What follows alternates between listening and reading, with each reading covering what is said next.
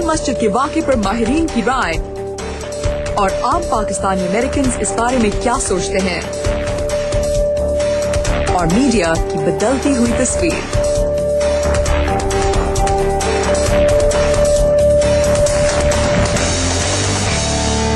Voice of America के Washington studio से आप देख रहे हैं खबरों से आगे, और मैं हूं अनीका उस्मान।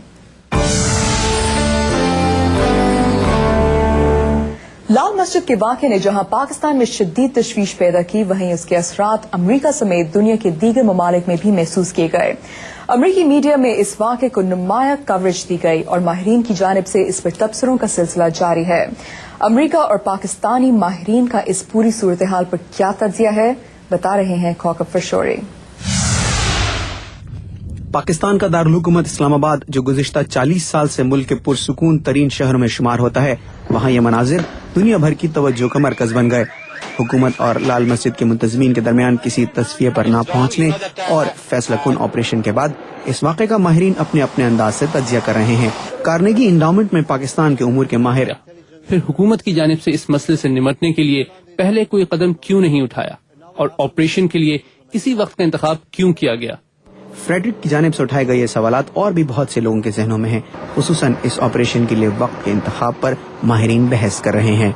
पाकिस्तान में जो कॉन्स्पिरेसी थियरिस्ट हैं, उनका तो ख्याल है कि हुकूमत ने तवज्जो हटाने की कोशिश की एपीसी लंदन में जो हो रही थी अपोजिशन पार्टीज की, और सुप्रीम कोर्ट में चीफ जस्टिस का जो केस था।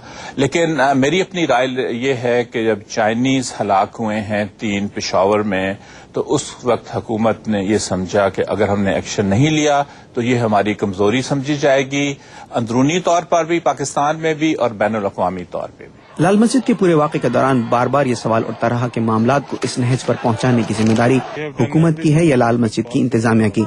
इस बारे में पाकिस्तानी माहिर फारूक हसनात कहते हैं, मैं ये कहूँगा कि गाजी बरादरान का जो तरीका कार था वो गलत था, लेकिन उसके बाद हुकूमत ने जो तरीका इस्तेमाल किया वो तो बिल्कुल ही गलत था, इसलिए कि इस कदर इंसानी जानें वहां पे ज़ाया हुई हैं, और उससे ज़रा पहले नेगोशिएशंस हो रही थी, बातचीत हो रही थी, और बातचीत कामयाब भी हो गई थी, लेकिन फिर उसको वीटो कर दिया गया, और वीटो करके उनको जब नया ड्राफ्ट दिया गया तो वो उसमें वो उन्होंने नहीं माना और फौरन ही मिलिट्री एक्शन शुरू कर दिया गया।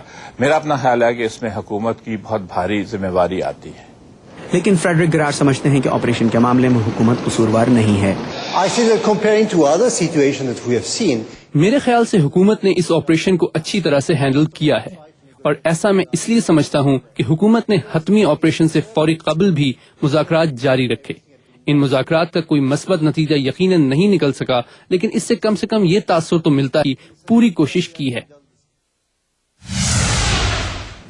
कौकब तहकीकारों के अलावा जनरली अमेरिका में इस सिचुएशन को कैसे देखा गया? अनीका, बहुत ज्यादा दिलचस्पी थी और एक इस्तराब की भी कैफियत भी थी कि भाई क्या होगा नेक्स्ट, क्या होगा।